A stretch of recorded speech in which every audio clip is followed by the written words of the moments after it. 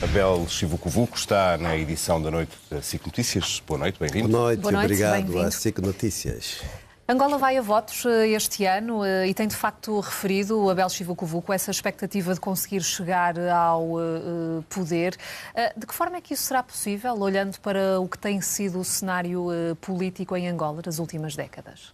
Angola tem condições objetivas para ser um país viável. Angola tem condições objetivas para oferecer aos seus cidadãos uma vida digna fora do quadro atual da pobreza. O estado atual calamitoso é consequência direta de uma governação com base autoritária, de um modelo de governação completamente insensível à pobreza da maioria da população, da corrupção, da má gestão e todos os males que enfermam até hoje.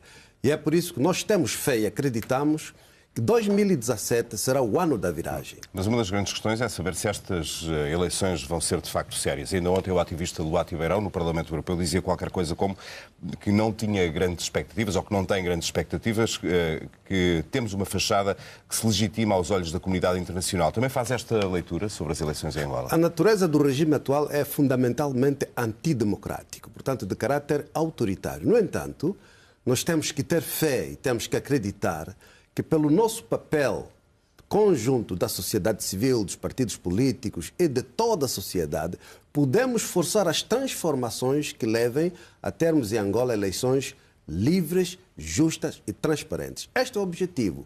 Temos noção de que há muitas lacunas, começando pelo problema da necessidade de alteração de alguns elementos da legislação eleitoral, garantir a liberdade de opção de todos os cidadãos, garantir a abertura da comunicação pública a todos os cidadãos e talvez todos juntos possamos forçar para que desta vez tenhamos eleições livres, justas e transparentes. E seria importante, Abel, também, nomeadamente a presença de observadores internacionais. Vê essa necessidade? Os observadores é um fator secundário, porque os observadores normalmente surgem no momento das eleições. Agora, as eleições é um processo que vem desde o início do registro, criação de um ambiente político nacional de abertura e positivo, a abordagem de um quadro legislativo adequado. Portanto, é todo um processo. E como é que isso se concretiza?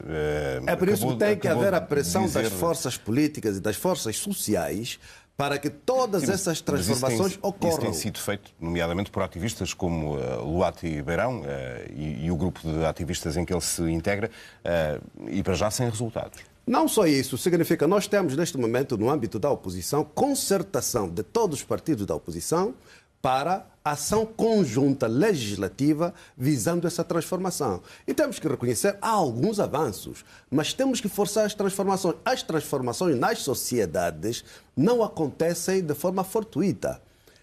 A qualidade dos processos políticos, sociais, econômicos de cada sociedade é diretamente proporcional à qualidade da participação.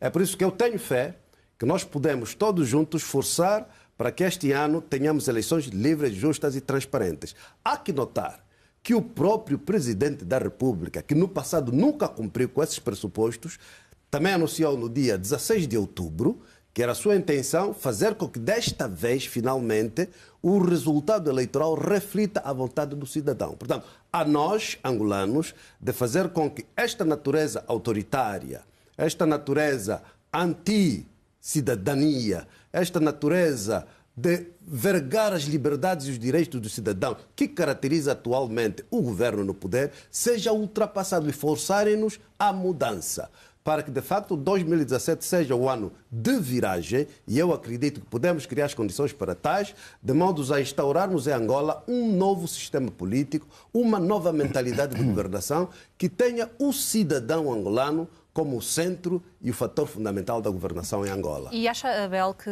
os problemas de Angola resolvem-se apenas com a saída de José Eduardo dos Santos?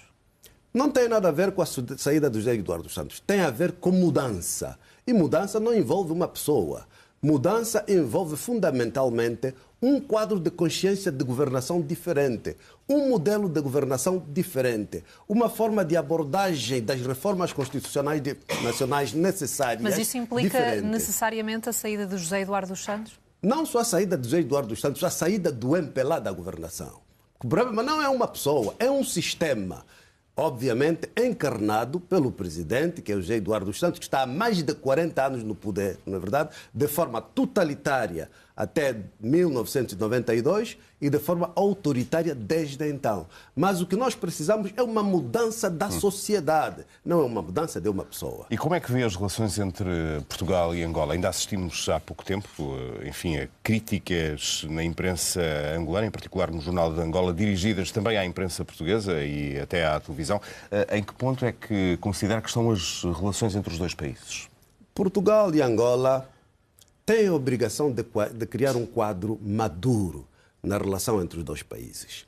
Temos uma história comum, temos laços de fraternidade, laços familiares, laços culturais que deveriam propiciar um esteio para relações mais profundas e mais positivas. No entanto, surge o fator valores, em que é que acreditamos como base para a organização da sociedade. E tem sido essa dicotomia nos valores, na interpretação dos fundamentos de cada sociedade, onde sai a tendência de tensões cíclicas. E isso não vai ser ultrapassado enquanto nós não assentarmos em Angola um Estado verdadeiramente democrático, porque nós não temos em Angola um Estado democrático. Mas acha somos que ainda um Estado em deveria transição para a envolver-se democracia. mais? Portugal deveria envolver-se mais na situação de Angola. Esteve, de resto, reunido com os grupos parlamentares de partidos como o PSD, PS, CDS. O que é que discutiram? Deveria, de facto, haver esse envolvimento maior de Portugal? Eu acredito que, fundamentalmente, a responsabilidade para as transformações que devem ocorrer em Angola é dos angolanos. Aos angolanos cabe dinamizar os processos que levem às transformações necessárias. Olha, estamos num mundo globalizado e Angola não está ausente de todo esse contexto. Por isso, toda a contribuição positiva de quaisquer atores que forem internacionais é necessária, e muito mais no caso de Portugal, com o qual temos interesses recíprocos, não é verdade? E que um ambiente amadurecido de democracia, de boa governação, de gestão transparente e de rigor em Angola, muito mais favoreceria a relação entre os dois países, sobretudo no domínio econômico e financeiro, não é verdade? Temos em Angola ainda um quadro de um mau ambiente de negócios. Dificilmente favorece a relação econômica entre os dois países quando nós próprios não acabarmos com a burocracia, com a própria corrupção, com os desvios, com tudo aquilo que cria o esteio para o mau ambiente de negócios. E a nossa responsabilidade, nós angolanos, fazermos as reformas necessárias para que Angola seja um espaço positivo. Não tem valor nenhum Angola ser um país potencialmente rico, mas com a maioria da população a viver em miséria. Para que equivale isso? Afinal, faz sentido sermos um país potencialmente rico, mas que realize o seu cidadão, que é o centro da realização do país. Abel Shiva Kovuco, obrigada pela presença aqui na edição da noite. Boa noite. Muito obrigado, boa noite. Obrigado.